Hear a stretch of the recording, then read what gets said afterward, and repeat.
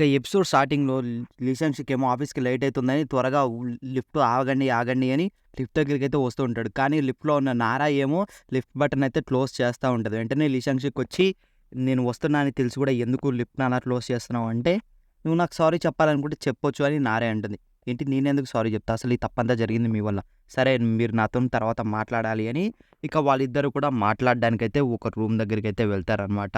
So, అక్కడ ఇలా అంటాడు, "ఇలా చూడండి, హ్యారింగ్ అసలు నాతోని నిన్న రాత్రి నుంచి నేను ఎన్ని సార్లు టెక్స్ట్ చేశాను, నా టెక్స్ట్ ఒక్కసారి కూడా రిప్లై ఇవ్వలేదు.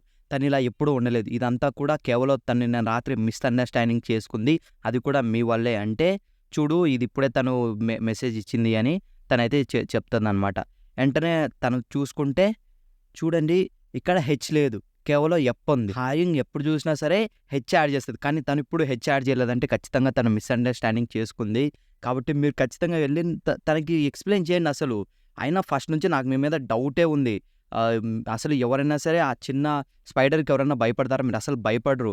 మీరు కావాలనే అదంతా చేస్తున్నారు. ఏంటి స్పైడర్‌కి భయపడరా? ఇది ఒకసారి ఇలా చూడు అని సో తన నెక్‌నైతే ఇలా చూపిస్తుందనమాట షర్ట్ తీసి. అది తను అలా చూపిస్తున్న ఎంటనే అక్కడికి డోర్ ఓపెన్ చేసుకొని హాయాంగ్ అయితే వస్తది. హాయాంగ్ చూసి, "ఓకే. సారీ, నేను రాంగ్ టైమ్‌లో వచ్చినట్టున్నా" అని తనైతే వెళ్ళిపోతది.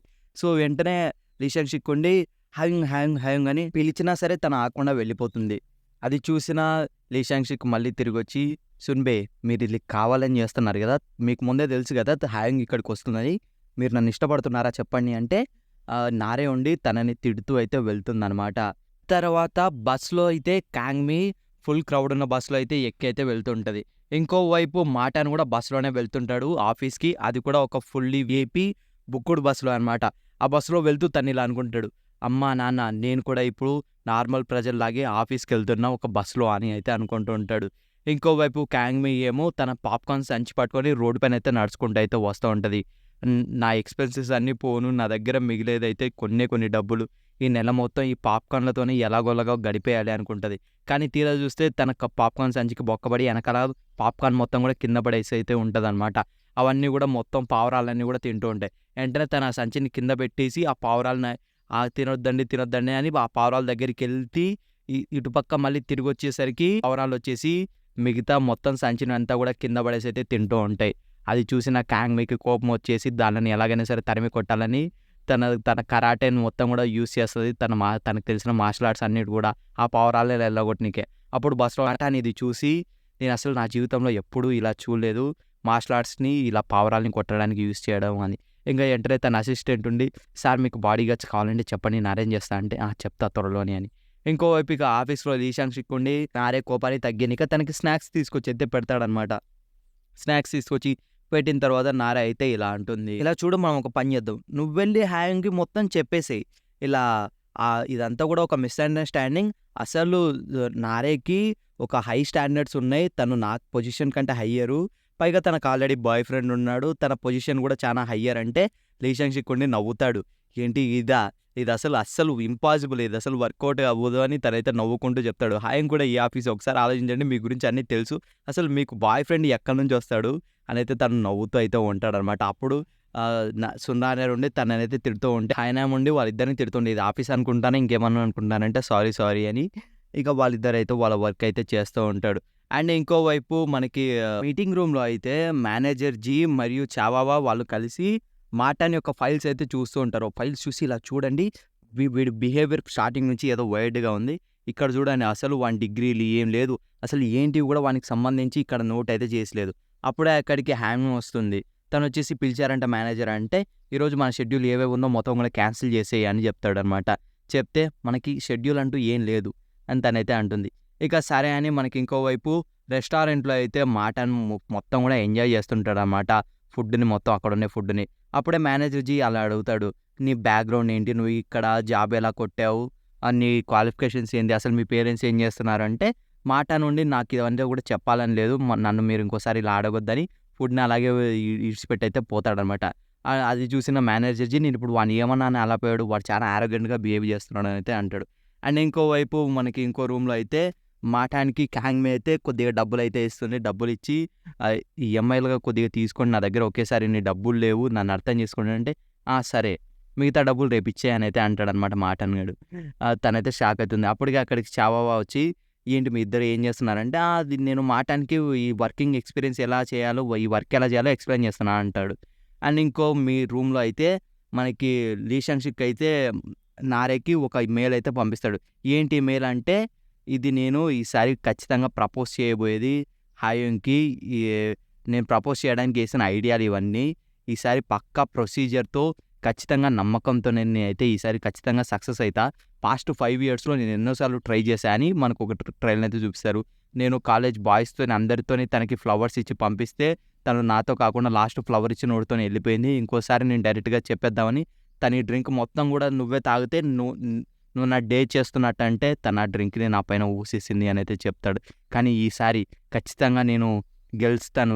యూనివర్స్ ఏదో చెప్తుందంటే అప్పుడు నారే ఉండి ఈసారి ఫైనల్లీ వదిలేస్తాడేమో. అవును ఖచ్చితంగా ఏదో చెప్తుంది అని అయితే అంటుంది.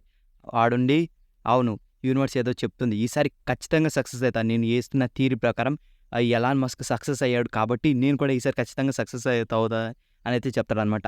ఇంకోవైపు అక్కడ మేనేజర్ జీ వాళ్ళు ఉంటే అక్కడికి మాటా నుండి డ్రింక్ తాగడానికైతే వస్తాడనమాట. మిషన్‌లో డబ్బులేయడానికి కాయిన్స్ లేవు వాడి దగ్గర అని పర్స్‌లో చూసుకుంటే అన్నీ కూడా నోట్లే ఉంటాయి. మిషన్‌లో డబ్బులేయడానికి కాయిన్స్ ఉండవు. అది చూసుకొని వాడు అక్కడి నుంచి వెళ్ళిపోతుంటే మేనేజర్ జీ ఉండి మాటాన్ దగ్గర డ్రింక్ తాగడానికి డబ్బులు కూడా లేవనుకుంటాడు. ఇంకోవైపు ఇది వాడు గాల్లోకి చూస్తూ అమ్మా, నాన్న నేనిక్కడ హ్యాపీగానే ఉన్నాను. మీరు నన్ను చూడాల్సిన అవసరం లేదు. రెస్ట్ ఇన్ పీస్ అని అయితే అంటాడనమాట. అది విన్న మేనేజర్ జీ పాపం వాళ్ళ అమ్మ నాన్న పోయారనుకుంటా. వాడు బాధలో వాళ్ళ అమ్మ నాన్నతో మాట్లాడుతున్నట్టు పదండి మనం వర్క్‌కి వెళ్ళిపోదామని వాళ్ళు వెళ్ళిపోతారు. కానీ అక్కడ తీరా చూస్తే వాడు డ్రోన్‌తోనైతే మాట్లాడుతుంటాడు. ఎందుకంటే ఆ డ్రోన్‌ని వాళ్ళ అమ్మ నాన్న అయితే పంపించింటారనమాట. వెంటనే వాళ్ళుండి మనం చూసేసరికి దాపెట్టుకో అని తీరా అది డ్రోన్ అని వాళ్ళైతే మళ్ళీ లేస్తారనమాట. ఇప్పుడు మాటాన్ ఆ డ్రోన్‌ని వాళ్ళు ఎలాగైనా సరే ఏదో ఒకటి చేయాలని వెంటనే కాంగ్‌మీ అయితే గుర్తుకొస్తది. కాంగ్‌మీకి వెంటనే కాల్ చేసి ఆ డ్రోన్‌ని టేక్ డౌన్ చేయమంటాడు. వెంటనే తనైతే ఆ డ్రోన్‌ని తీసి మనోడికైతే ఇస్తుంది. ఇచ్చిన వెంటనే "నువ్వు నాకు హెల్ప్ చేసిన ప్రతిసారి నువ్వు నాకు ఇయ్యాల్సిన అమౌంట్‌లో నేను తగ్గిస్తూనే ఉంటా మనీ" అని అయితే చెప్తాడనమాట. సరే అని తను కూడా అయితే అనుకుంటుంది. ఇంకా తర్వాత ఫైనల్లీ నారే వచ్చేసి హాయోంగ్ దగ్గరికైతే వస్తుంది ఇలా ఎక్స్‌ప్లెయిన్ చేయడానికి. అప్పుడే తను ఇలా చెప్తుంది. "ఏం జరగలేదు అదని కూడా మిస్‌అండర్‌స్టాండింగ్. అది మా మా ఇద్దరి మధ్యలో అలాంటిదేం లేదు" అంటే, నాకు తెలుసు గొప్ప అలాంటి వాడు కాడు ఫస్టు అంత డేర్‌గా యాక్ట్ చేయడానికి. పైగా అది కూడా అసలు నీతోనైతే అస్సలంటే అస్సలు చేయడు. నువ్వు అంత స్కారీగా ఉంటావు కాబట్టి అంటే తనకు కోపమొస్తుంది. ఇక తర్వాత వాళ్ళిద్దరు రెస్టారెంట్‌లో అట్లా తిరుగుతూ నారే వచ్చేసి మొత్తం కూడా మాట్లాడుతుంది లీ షాంగ్ షిక్ గురించి చెడ్డ బడ అది ఇది అని. అప్పుడే హాయోంగ్ వచ్చేసి తను కూడా ఒప్పా చాలా మంచోడు. తను ఎప్పుడు చూసినా నాకు మంచి కేర్ తీసుకుంటుంటాడు అని అయితే చెప్తుందనమాట. నారే ఉండి ఇలా అడుగుతుంది. తన ప్రపోజల్‌ని యాక్సెప్ట్ చేయొచ్చుగా ఈసారైనా అంటే తను అలా అంటుంది. ఏంటి అక్సెప్టా? నేనలా ఎందుకు చేస్తా? నాకు ఆల్రెడీ బాయ్ ఫ్రెండ్ ఉన్నాడు. అంటే ఏంటి నీకు ఆల్రెడీ బాయ్ ఫ్రెండ్ ఇది మరి లీ షాంగ్ షిక్‌తో ఎందుకలా ఉంటున్నావు అంటే, ఎందుకంటే తను నాకెప్పుడు చూసినా సరే ఫుడ్డు అన్నీ కూడా కొనిస్తూ ఉంటాడు. పైగా ఏంటి ఇది నా ఇంటికొచ్చి నా గార్బేజ్‌ని క్లీన్ చేస్తా ఉంటాడు. నా డాగ్ షీట్‌ని క్లీన్ చేస్తా ఉంటాడు.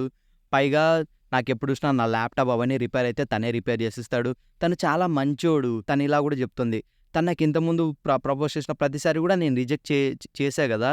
సో, అప్పుడు ఫ్లవర్స్ ఇచ్చేది కూడా తనే అని నాకు తెలుసు. అందుకే నేను వేరే అతనితోని వెళ్ళిపోయా. అండ్ ఇంకోసారి తను అలా బార్‌లో తను అప్పుడు ప్రపోజ్ చేసినప్పుడు కూడా నేను అది కావాలనే చేశా. తనకి ఎన్ని సార్లు చేసినా సరే అర్థం అవుతుంది గదా! ఏ మనిషికైనా అని అయితే తనైతే చెప్తుందనమాట. అప్పుడు నారేకి అర్థమవుతుంది లీ షాంగ్ షిక్ చాలా పెద్ద సమస్యలో ఉన్నాడని. అప్పుడు తను లీ షాంగ్ షిక్ దగ్గరకొచ్చి నేను చెప్పాల్సింది చెప్పేశా. అయినా కూడా తనను వదిలేయి నా మాట విను అంటే లీ షాంగ్ షిక్ ఏమో వినకుండా అయితే నేను తనకి ఈ రోజే ప్రపోజ్ చేస్తానైతే వెళ్ళిపోతాడు. ఇక రాత్రి అవుతుంది. రాత్రేమో మేనేజర్ జీ రోడ్డు పైన అలా నడుచుకుంటూ వెళ్తూ మాటాని ఫాలో చేస్తుంటాడు. సో, అప్పుడే మాటన్ గాడి దగ్గరికి అయితే వాళ్ళ అసిస్టెంట్ వాళ్ళొచ్చి, "సార్ ఇది మీ అమ్మగారు మిమ్మల్ని ఇంటికి రమ్మంటున్నారు. ప్లీజ్ మాతో పాటు ఈ కార్‌లో ఎక్కండి" అని. నేను పర్లేదు నేను యారా అని అంటే మాటాన్ని అలా బలవంతంగా కార్‌లోకి ఎక్కించడానికి వాళ్ళు ట్రై చేస్తుంటే అప్పుడే అక్కడ మేనేజర్ జీ మట్టి తీసుకొచ్చి వాళ్ళ కళ్ళలో కొట్టి మాటన్నయితే ఎత్తుకుంటూ అయితే వెళ్ళిపోతాడు. ఎందుకంటే వాళ్ళంతా కూడా లోన్ షార్క్సు. సో, తను గాని వాళ్ళకి మనీ తిరిగియకపోతే తనని అలా తీసుకెళ్తున్నారేమో అనుకుంటాడనమాట. ఇక మాటాన్ని రెస్టారెంట్‌కి తీసుకెళ్ళి తనకైతే మంచి ఫుడ్ అయితే పెట్టిస్తాడు. పెట్టిచ్చి ఇలా చూడు నీకెప్పుడు ఏ అవసరమైనా సరే నేనున్నా అని మర్చిపోకు అని తనొచ్చేసి రీకలెక్టబుల్ పేపర్స్ తనకిచ్చి అక్కడి నుంచి అయితే వెళ్ళిపోతాడు. అండ్ ఇంకోవైపు మనం చూస్తాం లీ షాంగ్ చిక్ అయితే ఫైనల్లీ ప్రపోజ్ చేయడానికి పార్క్ అయితే హ్యాంగ్ని పిలిచింటాడు. అండ్ పార్క్లో మొత్తం కూడా తనైతే ఒక బొకేని రెడీ చేసుకొని బేర్ డ్రెస్అప్లో అయితే ఉంటాడు. తను ఇలా అనుకుంటాడు, నేను ఈసారి నా హెడ్ని తీసేసి తనకు ఈ రింగ్స్ ఇస్తే ఖచ్చితంగా ఈసారి పడిపోతుంది అని అయితే తను అనుకుంటాడు. ఇంకోవైపు మాఠాన్ ఉండే స్టూడియోలో తన లగేజ్ చూస్తాడు. ఏంటి, నేను నా లగేజ్ని ఇంకా అన్ప్యాక్ చేయలేదు, అవును నాకు క్యాంగ్మే ఉంది కదా గుర్తుకొచ్చిందని క్యాంగ్మీకి కాల్ చేస్తాడు. ఇక లీ షాంగ్ చిక్ ఏమో వెయిట్ చేస్తూ ఉంటే అప్పుడే అక్కడికి హ్యాంగ్ అయితే వస్తుంది. హ్యాంగ్ వచ్చిన వెంటనే ఆ హ్యాంగ్కి ఆ పూల బొకే అయితే ఇస్తాడు. పూల బొకే ఇచ్చిన వెంటనే అక్కడికి తన బాయ్ ఫ్రెండ్ అయితే వస్తాడనమాట. అది చూసిన లీ షాంగ్ చిక్కి ఏం చేయాలో అర్థం కాదు. తను ఆ రింగ్ గిఫ్ట్ ఇవ్వడానికైతే ఇలా వంగుతాడు. అప్పుడే తను అలా రావడంతో తనకి ఏం చేయాలో అని లీ షాంగ్ చిక్ నువ్వేనా అంటే ఆహా కాదు కాదు కాదు నేను కాదు. అండ్ అప్పుడే తనైతే లీ షాంగ్ చిక్కి కాల్ చేస్తుంది. సో కాల్ చేసిన వెంటనే మనోడైతే కింద పడుకుంటూ పైన పడుకుంటూ అక్కడికి ఇక్కడికి అని అక్కడి నుంచి అయితే వెళ్ళిపోతాడు. తీరా తను కింద పడేసిన బాక్స్లో అయితే రింగ్స్ ఉంటాయి అన్నమాట. ఇంకోవైపు ఫైనలీ క్యాంగ్మే అయితే మాఠాన్ గాని లగేజ్ని మొత్తం కూడా తీసైతే పెడుతుంది. అప్పుడే తనకి ఆకలి వేయడంతో మాఠాన్ నుండి తనకి ఫుడ్ ఆర్డర్ అయితే చేస్తుంటాడు. సో తను అది తింటూ ఉంటే ఏంటి అది అంత బాగుంటుందా అంటే అవును చాలా బాగుంటుంది, నువ్వు ఎప్పుడు తినలేదా అంటే ఆహా నేను అదే తినను అనేసరికి వాడి నోట్లో అయితే చికెన్ పీస్ అయితే పెడుతుందన్నమాట. తర్వాత తన పెదుళ్ళు అవన్నీ కూడా అదంతా కూడా అంటినంతో వానికి అది నచ్చక నేను దాన్ని క్లీన్ చేస్తా అని ఒక వాపర్తోనైతే తన ఫేస్ని అయితే క్లీన్ చేస్తూ ఉంటాడు. తను అలా క్లీన్ చేస్తున్నప్పుడే అక్కడికి వెంటనే వాళ్ళ అమ్మ అయితే వస్తుందన్నమాట. మాఠాన్ వాళ్ళ అమ్మ. మాఠాన్ నాకు తెలుసు. ఇంకోవైపు నారే వచ్చేసి హ్యాంగ్తో మాట్లాడుతూ అయితే ఉంటుంది. అప్పుడే తను లీ షాంగ్ చిక్ని చూసి అర్థం చేసుకుంటుంది తను ఈసారి కూడా రిజెక్ట్ చేసింది తనని అని. అండ్ తను లోగా ఫీల్ అవ్వడం చూసి తనకైతే కోపం వస్తుంది. హ్యాంగ్తోని ఇలా అంటుంది, ఏంటి ఒక పర్సన్ అన్నిసార్లు అంత బాగా చూసుకుంటున్నప్పుడు తనకు ఒక్కసారైనా ఛాన్స్ ఇవ్వచ్చు కదా, ఒక్కసారైనా తన ప్రపోజల్ని యాక్సెప్ట్ చేయొచ్చు కదా అని అయితే తను కోప్పడుతూ అయితే మాట్లాడుతుంది. తనంత మంచిగా ఉన్నప్పుడు నీకు అని. అప్పుడు హ్యాంగ్ ఉండి నువ్వు ఇలా ఎవరి గురించి మాట్లాడుతున్నావు అంటే ఉన్నాళ్ళే ఒక వేస్ట్ గాడు, తనకి ఎంత చెప్పినా సరే అర్థం కాలేదని. ఇంకోవైపు లీ షాంగ్ చిక్ ఏమో బస్సులో అయితే వెళ్తూ ఉంటాడనమాట.